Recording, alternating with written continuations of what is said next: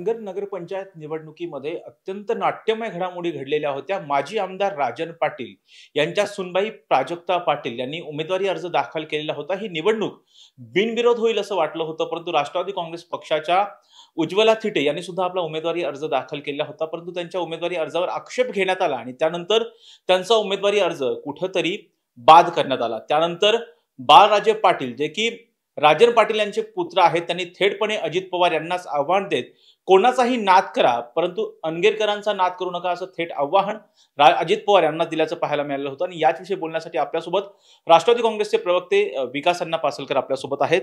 थेटपणे बघतोय की मित्र पक्षाकडूनच थेट अजित पवार यांना आव्हान दिलं जातं. काय राजन पाटील यांचे चिरंजीव बाळराजे ते अजून बाळ आहेत, त्यांची दुधाची दात सुद्धा अजून पडलेले नाहीये. त्यांनी पहिल्यांदा आपण आपली लायकी सिद्ध करावी, आपण कोण आहोत, काय आहोत आणि आपण या ठिकाणी युतीमध्ये आहोत.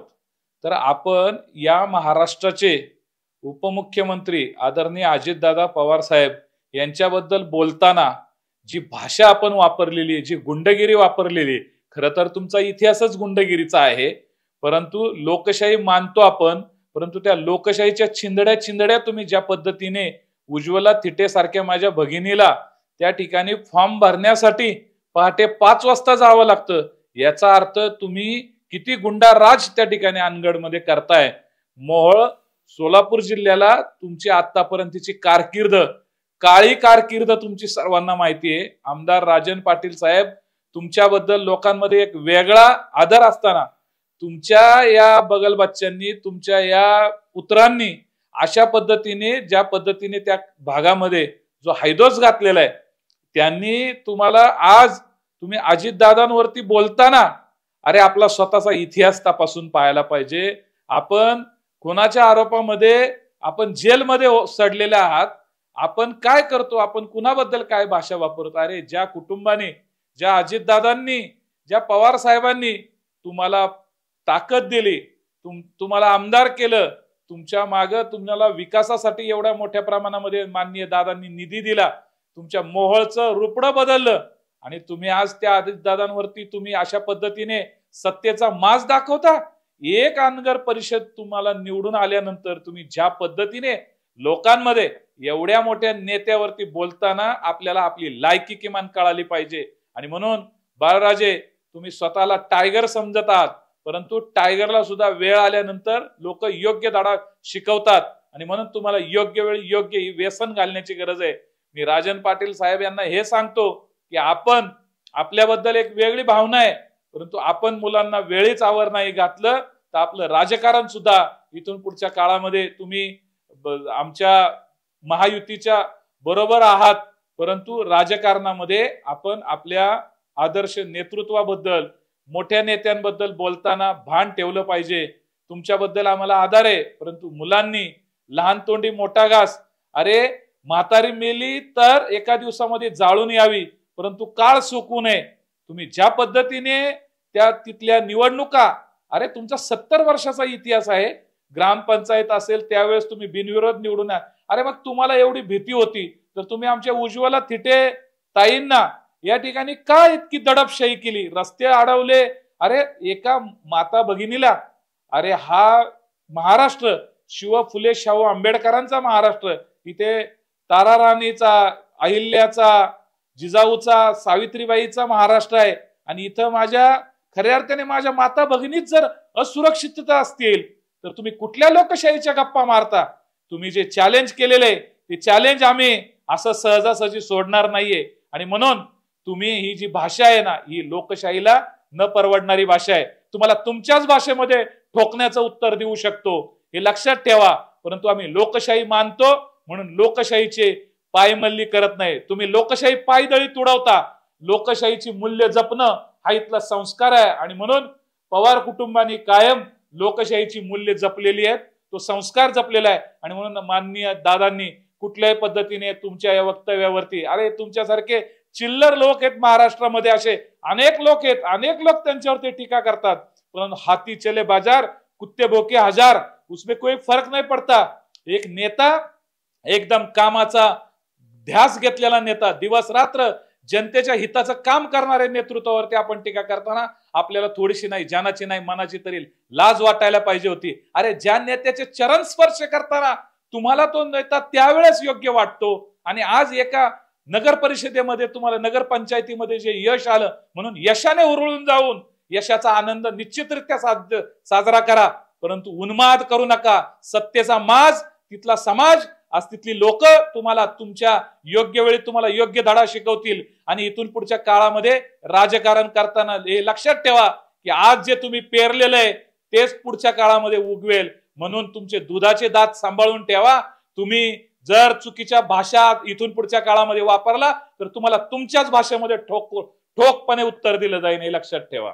अण्णा, दुसरी एक महत्वाची गोष्ट म्हणजे तुमच्याच मित्र पक्षातले अर्थात भारतीय जनता पक्षाचे ते आहेत आणि तुमच्या अर्थात राष्ट्रवादी काँग्रेस पक्षाच्या उमेदवारी अर्ज दाखल करायला जातात. अशा वेळी सत्ताधाऱ्यांमधल्याच पक्षाला एखाद्या उमेदवाराला अर्ज दाखल करण्यासाठी एवढ्या अडचणींचा सामना करावा लागतो.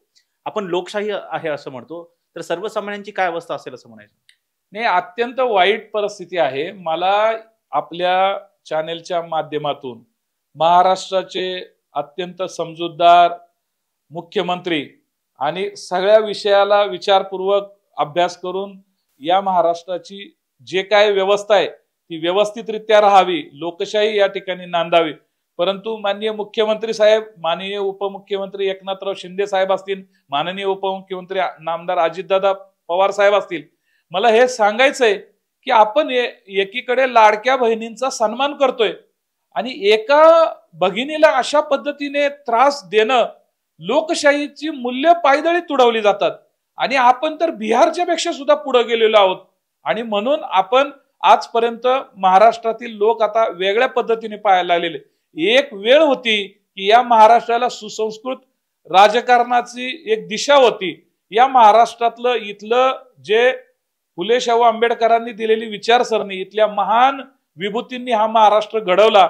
त्या महाराष्ट्राकडे संपूर्ण देश वेगळ्या पद्धतीने पाहत होतो. यशवंतराव चव्हाण साहेबांसारख्यांनी या महाराष्ट्राचं नेतृत्व केलं, अनेक मान्यवरांनी या महाराष्ट्राचं नेतृत्व केलं. परंतु महाराष्ट्रामध्ये असा विचार की एका महिलेला, एक अबला महिला आहे तिचे संरक्षण करणं राहिलं बाजूला, परंतु अशा पद्धतीने हुकुमशाही, दडपशाही, या दडपशाहीचा आणि या हुकुमशाहीचा खऱ्या अर्थाने राज्यकर्त्यांनी, विशेषतः राज्याच्या प्रमुखांनी, माननीय देवेंद्र फडणवीस साहेबांनी विचार केला पाहिजे आणि माझ्या माता भगिनींचं संरक्षण केलं पाहिजे.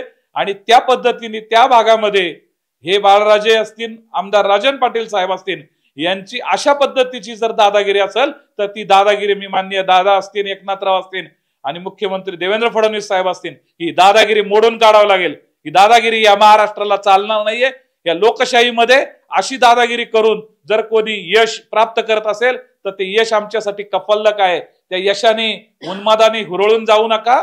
येणारा काळ हा महाराष्ट्राला निश्चितरित्या दिशादर्शक असेल. त्यामुळं हे जे काही घडलंय ते अत्यंत निंदनीय आहे. तुम्ही या बाबतीमध्ये मुख्यमंत्र्याकडे तक्रार करणार आहात का? बाळराजेंनी ज्या पद्धतीचं वक्तव्य अजित पवार यांच्याविषयी केलेलं आहे, 100% आज मी माननीय मुख्यमंत्री देवेंद्र फडणवीस साहेब असतील, माननीय एकनाथराव शिंदे साहेब असतील, माननीय अजितदादा पवार साहेब असतील, हे शीर्षस्थ नेतृत्व आहे. महाविकास आघाडीतले सुद्धा माननीय पवार साहेब असतील, माननीय ठाकरे साहेब असतील, माननीय बाळासाहेब थोरात असतील किंवा अनेक नेते असतील, या नेत्यांबद्दल वापरताना भाषा अत्यंत जबाबदारीची वापरली पाहिजे. अन्यथा इतर सुद्धा कुठल्याही घटकाबद्दल किंवा कुठल्याही नेत्याबद्दल बोलताना आपण आपला भाषेचा स्तर हा खालावला नाही पाहिजे. परंतु अशा पद्धतीचं आपण एका विचारधारेमध्ये एकत्र सरकारमध्ये असताना आपण एका आपल्या युतीमधल्या एका घटक पक्षाच्या नेतृत्वावरती अशा पद्धतीचं बोलतोय, हे अत्यंत चुकीचं आहे. मी माननीय मुख्यमंत्र्यांकडे आपल्याच माध्यमातून या विषयावरती गांभीर्यपूर्वक विचार होणं गरजेचं आहे आणि माननीय मी अजितदादा आणि एकनाथराव शिंदे साहेबांकडे मी लेखी याबद्दलची तक्रार करणार आहे की या महाराष्ट्रामध्ये जर एखाद्या भगिनीला अशा पद्धतीचा त्रास होत असेल, अशा पद्धतीचे तिचे हक्क अधिकारामध्ये तिच्या गदा येत असेल आणि हे राष्ट्र, हा देश संविधानावरती चालतो, संविधानाचीच खऱ्या अर्थाने आपण इथं पायदळी तुडवतो का? आपण घटनेला आपल्याला अधिकार दिलेला आहे आणि म्हणून या अधिकारावरती कुठंतरी हुकुमशाही दडपशाही लादली जाते. म्हणून या बाबतीमध्ये मी निश्चितरित्या राज्याच्या मुख्यमंत्र्यांकडे लेखी तक्रार करणार आहे. दुसरी एक महत्वाची गोष्ट म्हणजे उज्ज्वला थिटे यांनी एवढा सगळा खटाटोप केला, पहाटे अर्ज भरला, एवढं सारं झाल्याच्या नंतर त्यांचा उमेदवारी अर्ज बाद करण्यात आलेला होता. त्यांच्यामध्ये साक्षीदाराची सहीच नाही असं सांगण्यात आलेलं होतं. एवढा मोठा खटाटोप केल्याच्या नंतर साक्षीदाराची सहीच नाही असं होऊ शकतं काय? आता हे इलेक्शन आयोगाने या विषयामध्ये गांभीर्यपूर्वक बघितलं पाहिजे. कारण त्यांचा अर्ज दुसरी एक महत्वाची गोष्ट म्हणजे त्यांच्या मुलाची तिथे मुलांनी सही केली असं सांगितलं जातं. म्हणजे मग आता काय होतं की शेवटी जी प्रक्रिया आपल्या समोर नाहीये, परंतु लोकांमध्ये एवढ्या मोठ्या प्रमाणामध्ये चर्चा आहे की त्या माऊलीचा अर्ज जाणीवपूर्वकरित्या काहीतरी चुका काढून दबाव तंत्राचा उपयोग करून तिचा अर्ज बाद करण्यात आला. ही सर्व समाज घटकाची आत्ताची मानसिकता किंवा लोकांमध्ये तो परसेप्शन तशा पद्धतीचा आलेला आहे. आणि सोलापूर जिल्ह्यामध्ये सुद्धा अत्यंत लोकांमध्ये त्या केवळ एका तुम्हाला लोकशाहीमध्ये तुम्हाला काय फरक पडत होता, तुम्ही नगराध्यक्षपदी तुम्ही त्या ठिकाणी त्या महिलेबरोबर किंवा त्या ताई बरोबर जर निवडणूक लढले असते, त्याच्यामध्ये हार जीत ही काही होऊ शकतं, तुम्ही विजयी झाला असतात तरी काही फरक पडला नसता. परंतु इथं आमचा इतिहास आहे. अरे कसला तुमचा इतिहास? तुमचा रक्तरंजित इतिहास आहे. 70 वर्षाचा इतिहास आहे. 70 वर्षाच्या कालखंडामध्ये तुम्ही अनेक कुटुंबांवरती अन्याय केला, अनेक लोकांचं आयुष्य संपवलं आणि जेलमध्ये जाऊन आलेले. काय तुमचा इतिहास आहे? परंतु तो इतिहास आम्ही काढायचा का? मग तुमचा 70 वर्षाचा काळा कुठं इतिहास आहे? त्या 70 वर्षाच्या इतिहासामध्ये अनगडची ग्रामपंचायत, आज नगरपंचायत झाली, या आता नगर परिषद, यामध्ये 70 वर्षामध्ये तुम्ही त्या ठिकाणी लोकांना खऱ्या अर्थाने लोकशाहीचाच त्या ठिकाणी पाया ढासळला, त्या ठिकाणी हुकुमशाही लादली गेली. चला ठीक आहे, परंतु त्या राजकीय दृष्ट्या सुद्धा आज तुम्ही त्या महिलेला संरक्षण त्यामध्ये यावं लागतं आणि अत्यंत भीतीच्या दडपणाच्या छायाखाली आज हे महाराष्ट्राचं चित्र पूर्ण देशभर काय गेलं असेल की महाराष्ट्र म्हणजे सुसंस्कृत असणारं राज्य आहे. या राज्याची गरिमा केवळ एका अनगडच्या नगरपंचायतीमुळे जर खराब होत असेल, एका महिलेला दहशतीच्या वातावरणामध्ये पहाटे 4 वाजता, अरे हा एक इतिहास निर्माण होईल. म्हणजे तुमच्या काळ्या कुट्ट वागण्यामुळं किंवा तुमच्या दडपशाहीमुळं, तुमच्या हुकुमशाहीमुळं एका उज्ज्वला थिटे सारख्या माझ्या बहिणीला, तिला स्वतःच्या मुलाच्या जीविताची भीती, स्वतःची भीती, हे वातावरण म्हणजे काय?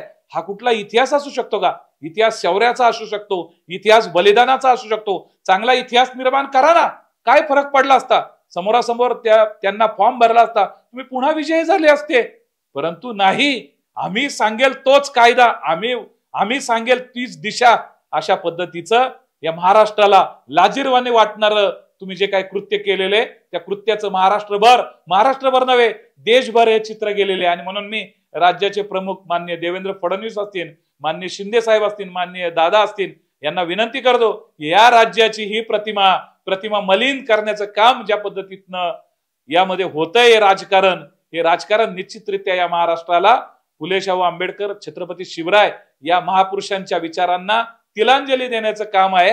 आणि ज्या महानायिका आहेत आमच्या जिजाऊ, सावित्री, अहिल्या, ताराराणी, या सगळ्या महानायिका ज्यांनी हा महाराष्ट्र घडवला, तिथे माझी महिला जर, माझी भगिनी जर सुरक्षित नसेल तर अत्यंत विदारक चित्र आहे. आणि म्हणून हे जर बदलायचं असेल तर खऱ्या अर्थाने वरच्या पातळीवरती याच्यावरती साधक बाधक चर्चा होऊन किमान या महाराष्ट्रामध्ये महिला सुरक्षित आहे असा संदेश जाण्याची गरज आहे. आणि म्हणून उज्ज्वला थिटे सारख्या माझ्या भगिनीचा खऱ्या अर्थाने मी म्हणतो ती रणरागिणी, अरे ती गेली तिथं तुमच्या हुकुमशाहीला धुडकावून, तुमच्या दादागिरीला धुडकावून ती त्या ठिकाणी गेली आणि तिने तिचा फॉर्म भरला. परंतु आता तो फॉर्म बाद करण्यात आला का काय घडलं त्याच्यावरती मी काही बोलणार नाही. परंतु मी माझ्या त्या भगिनीच्या पाठीमागे आम्ही 100% उभे आहोत. आणि महाराष्ट्रातील माता भगिनींनी सुद्धा इथून पुढच्या काळामध्ये राजकारणामध्ये कुठला पक्ष असेल, काय असेल, कुणी अशी दादागिरी करत असेल तर ती दादागिरी मोडून काढा, आम्ही तुमच्या बरोबर आहोत. हा जो अर्ज बाद झालेला आहे या प्रक्रियेची चौकशी झाली पाहिजे असं वाटतं? 100% या मी माननीय अजितदादांना सुद्धा या ठिकाणी पत्र देणार आहे की दादा या संदर्भामध्ये आपण इलेक्शन आयोगाला सुद्धा सूचना केल्या पाहिजेत. ती माहिती आणि माननीय मुख्यमंत्र्यांना सुद्धा याच्यावरती सुद्धा मी पत्र लिहिणार आहे की योग्य त्या बाबीमध्ये आपण सखोल चौकशी झाली पाहिजे. दूध का दूध और पाणी का पाणी, खरं आहे तर खरं असेल तर त्याला काय आमचं ऑब्जेक्शन नाहीये, परंतु जाणीवपूर्वक असं हाच पुन्हा एकदा मी तेच सांगेल की माझ्या एका माता भगिनीचा फॉर्म तुम्ही जर बाद करत असेल तर तुमच्या कर्तृत्वाला आणि तुमच्या विजयाला आम्ही तुमचा विजय म्हणजे किरकोळ आहे असं समजतो, आणि तुम्ही जे वागलात ते या महाराष्ट्राला न शोभणार आहे. आजही पाहिलं तर उज्ज्वला थिटे आणि त्यांचं कुटुंब जे आहे ते दहशतीच्या वातावरणामध्ये, भीतीच्या वातावरणामध्ये जगत आहे. या बाबतीमध्ये त्यांना काय हे लक्षात घ्या की मोगलाई इथं लागून गेलेली नाहीये. उज्ज्वला थिटेंच्या केसाला सुद्धा धक्का लागला तर त्या ठिकाणी हे लोकशाही आहे, इथे कायदा आहे, इथे कायद्याचं राज्य आहे, या अशा पद्धतीने चालणार नाहीये. आणि म्हणून मी पुन्हा एकदा महाराष्ट्राच्या माझ्या सगळ्या माता भगिनींना या ठिकाणी आवाहन करेल की सगळ्यांनी मिळून आपण उज्ज्वला थिटेंच्या पाठीमागे उभं राहिलं पाहिजे. मोहोळकरांना पण आवाहन करेल आणि सोलापूर जिल्ह्यातील सर्व तमाम बांधवांना, सगळ्या भगिनींना आवाहन करेल की उज्ज्वला थिटे ही तुमचं एक प्रतीक आहे. त्या माय बहिणीला त्या जर कुणी त्रास देणार असेल तर तुम्हाला रस्त्यावरती उतरून त्या ठिकाणी त्याला तसंच उत्तर द्यावं लागेल. हे होते राष्ट्रवादी काँग्रेसचे प्रवक्ते विकास अण्णा पासलकर. ज्या पद्धतीने बाळराजे पाटील यांनी अजित पवार यांना आव्हान दिलेलं होतं, ज्या भाषेमध्ये आव्हान दिलेलं होतं, त्यांनी स्पष्ट शब्दामध्ये निषेध नोंदवलेला आहे. त्याचबरोबर याची तक्रार जी आहे राज्याच्या मुख्यमंत्र्यांकडे करणार असल्याचं त्यांनी सांगितले. व्हिडिओ जर्नलिस्ट निलेश लोहारसह राजरत्न जोंधे, टॉप न्यूज मराठी, पुणे. आता जोकासू STP या अत्याधुनिक जॅपनीज तंत्रज्ञानाने सुसज्ज, quick installation, energy efficient, noiseless blowers, low maintenance या आणि अशा वैशिष्ट्यांनी परिपूर्ण जोकासू STP तंत्रज्ञान प्रकल्प उभारणीपासून ते विक्री पश्चात समाधानकारक सेवा देणारी, भारताबरोबरच परदेशात देखील प्रकल्पांची यशस्वी उभारणी करणारी company Deccan water treatment private limited.